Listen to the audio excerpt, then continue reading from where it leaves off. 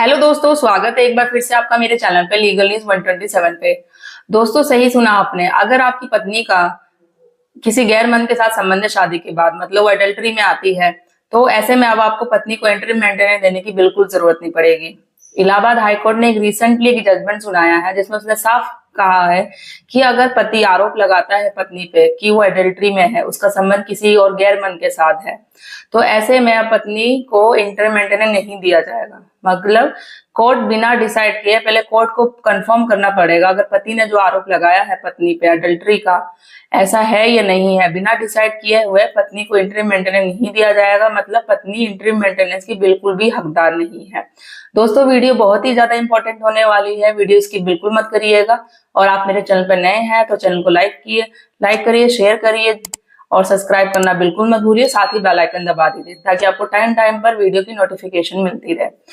दोस्तों, जैसे आपको सबको पता है, जब भी पति पत्नी का डिस्प्यूट चलता है तो वो जो भी केसेस करती है साथ में मेंटेनेंस का केस कर देती है। पता है कि भाई मेंटेनेंस केस में कर दूंगी, पति अच्छा खासा कमाता है तो मेंटेनेंस मुझे दिया जाएगा, जितना मैं बोलूंगी उतना कोर्ट मुझे मेंटेनेंस दिलवा देगी। तो ऐसा जरूरी नहीं है, जो आप बोलोगे जो आप चाहोगे उस हिसाब से कोर्ट आपको मेंटेनेंस दिलाएगा।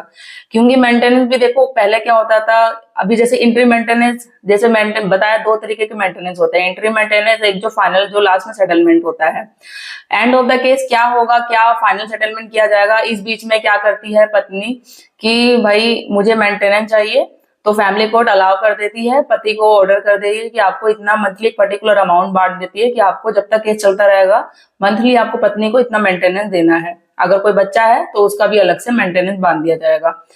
अब ऐसी सिचुएशन में अगर पति ने आरोप लगाया है कि पत्नी अडल्ट्री में है, मैं कंफर्म हूं, मेरे पास प्रूफ है, या वो प्रूफ भी नहीं भी बोलता है, अगर उसने ये सारी बातें बोल दी ना कि वो अडल्ट्री में है, उसका रिलेशनशिप और किसी के साथ है शादी के बाद, तो पहले कोर्ट को अच्छे से कंफर्म करना पड़ेगा, डिसाइड करना पड़ेगा, देखना पड़ेगा। ये बिना जाने समझे वो इंटरिम मेंटेनेंस पहले अलाउ नहीं कर सकता, पत्नी को नहीं दिलवा सकता। पहले कंफर्म करे, डिसाइड करे ऐसा सच में है, अगर आरोप ये लगाया है तो उसके बाद ही कोई डिसाइड होगा। अगर ऐसा है पत्नी एडल्ट्री में है तो इंटरिम मेंटेनेंस बिल्कुल नहीं दिया जाएगा। अब ये जो रिसेंटली इलाहाबाद हाई कोर्ट का जजमेंट आया है उसमें यही हुआ सिचुएशन कि पत्नी ने 125 सीआरपीसी के थ्रू मेंटेनेंस का केस कर दिया। अब फैमिली कोर्ट ने क्या किया कि 7,000 का मंथली पति को ऑर्डर कर दिया कि आपको मंथली देना है इतना, अपनी पत्नी को इंटरिम मेंटेनेंस अलाउ कर दिया। पति सर्टिफाइड बिल्कुल नहीं हुआ क्योंकि उसका कहने था कि पत्नी है जो शादी के बाद एडल्ट्री में है, उसका रिलेशनशिप और किसी मर्द के साथ है। और उसने फिर फैमिली कोर्ट के ऑर्डर को हाई कोर्ट में चैलेंज किया, इलाहाबाद हाई कोर्ट में। इलाहाबाद हाई कोर्ट में पति ने ये कहा कि डिटेल में रिप्लाई फाइल किया, कहा कि फैमिली कोर्ट ने, मैंने ये वहां पे ये भी कहा था फैमिली कोर्ट में कि मेरी पत्नी का और किसी के साथ रिलेशनशिप में है, वो बिना कंफर्म किए कोर्ट ने बिना डिसाइड किए हुए इंटरिम मेंटेनेंस को अलाउ कर दिया कि आपको इतना मेंटेनेंस देना है।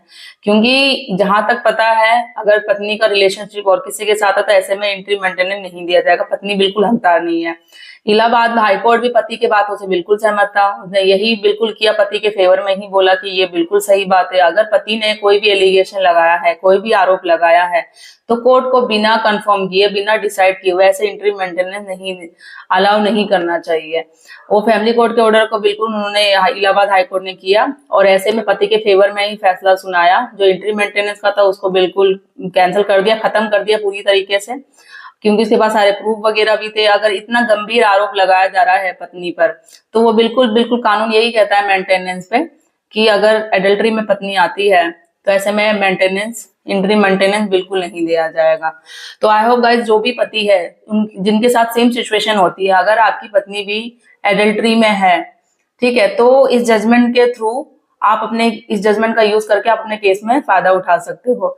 क्योंकि होता क्या है ना दोस्तों, जहां तक क्योंकि पति है जो सभी परेशान होते हैं, उनके माइंड में यही बात क्लिक होती है कि भाई जैसे मेंटेनेंस का केस लगता है, संबंध गया पति के पास, तो वो यही सोचते हैं कि भाई हम जाएंगे नहीं तो हमें मेंटेनेंस देने की जरूरत नहीं पड़ेगी, डेट पे तारीख पे जाएंगे नहीं। तो ऐसे ना जाने से प्रॉब्लम का सोल्यूशन नहीं होगा, ठीक है। अगर आप जाओ, आपके संबंध मिलता है तो आप डेट पे जाओ। अगर कोई प्रॉब्लम होती है, सिचुएशन होती है, अगर एक डेट पे आप फर्स्ट डेट पे नहीं जा सके तो नेक्स्ट डेट पे कोशिश करो आप जाओ वहां पे। आप रिप्लाई फाइल करो, एफिडेविट बनाओ, आपका जो भी एक्सपेंसिव का है खर्चा वो पूरी लिस्ट बनाओ, आप वो कोर्ट में दो आप। क्योंकि जो कानून है ना, अब पहले कानून बिना सोचे समझे मेंटेनेंस बना देता था, बट अब जब से कानून 1 जुलाई से बाद लागू नया कानून चेंजेस हुए हैं, उसमें सारी सिचुएशन देखी जाती है। पत्नी के फेवर पे सारी मेंटेनेंस नहीं दिया जाता कि जो पत्नी ने बोल दिया वही कोर्ट दिलाएगा, वो सारा देखा जाएगा। जैसे फॉर एग्जाम्पल अगर पति की सालाना इनकम 1 लाख की है तो उसके भाई खर्चे भी होंगे। अगर आपका जैसे कि ईएमआई जाती है, आपने कोई लोन ले रखा है, हाउस लोन ले रखा है, 20,000 आपका इनकम जाना ही है, तो कोर्ट क्या करेगा, 20,000 आपके 1 लाख में से बिल्कुल सिंपल माइनस कर देगा। क्योंकि पत्नी का तो ये सोच होता है, एक इनका माइंड सेट होता है कि भाई पति अच्छा खासा कमाता है, सब कुछ है, तो इसके भाई इसके तो बहुत सारे, इसकी सैलरी आती है, अच्छी खासी कमाता है, तो मैं तो खर्चा इससे लूंगी, पूरा पैसा दबा के लूंगी। ठीक है।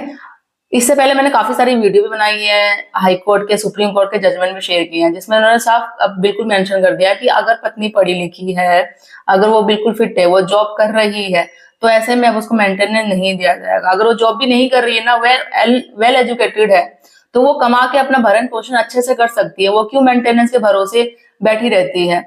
पता है काफी पत्नी ये भी करती है, जॉब छोड़ छाड़ के बैठ जाएगी, बोलेगी भाई अब तो मैं अपने पति से ही पैसे लूंगी, इसको कोर्ट का चक्कर कटवाऊंगी, और देखो इसी को ही बुलाऊंगी, इसी से पैसे लूंगी, सब कुछ इसी का करूंगी, जॉब छोड़ छाड़ के बैठ जाना, बिल्कुल डिपेंड हो जाना पति पे ही। अब मैं देख तुझे तुझे घर वालों को मजा सिखाती हूँ। तो यही उनकी एक सोच होती है, मेंटेलिटी होती है। तो कोर्ट ने बिल्कुल क्लियर कर दिया, बहुत सारे जजमेंट में मैंने शेयर कर रखे हैं कि भाई ऐसे में अगर पत्नी पढ़ी लिखी है, जॉब कर रही है, तो उसे मेंटेनेंस नहीं दिया जाएगा। अगर नहीं भी है, वेल एजुकेटेड है, तो खुद ही कमा के अपना कर सकती है। ठीक है। क्योंकि अब आप अपना क्या करेंगे, जब मेंटेनेंस होता है, ना जाने से कोई सोल्यूशन नहीं होगा, जाना पड़ेगा आपको। ठीक है। क्योंकि जाओगे जब भी होगा, रिप्लाई फाइल करो, एफिडेविट दो, खर्चे की पूरी लिस्ट बताओ कि भाई मेरे पास मेरा इतना खुद का डेली मंथली का खर्चा है, मेरे पेरेंट्स है, ये एक्सपेंसिव है, मेरा लोन जाता है, ये सारी चीजें हैं।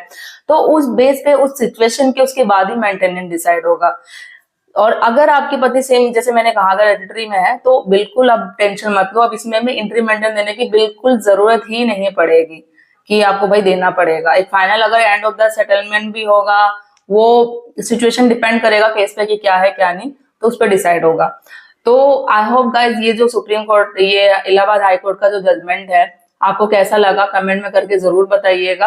और आप अपने केस में अगर सेम सिचुएशन है, केस सेम आपके साथ ऐसा चल रहा है, तो ये आप जजमेंट यूज करके अपने केस में आप फायदा उठा सकते हैं। इसका डिटेल्स है, जो जजमेंट का लिंक है मैं डिस्क्रिप्शन में शेयर कर दूंगी, आप अच्छे से पढ़ लीजिएगा, डिटेल्स में पढ़ लीजिएगा।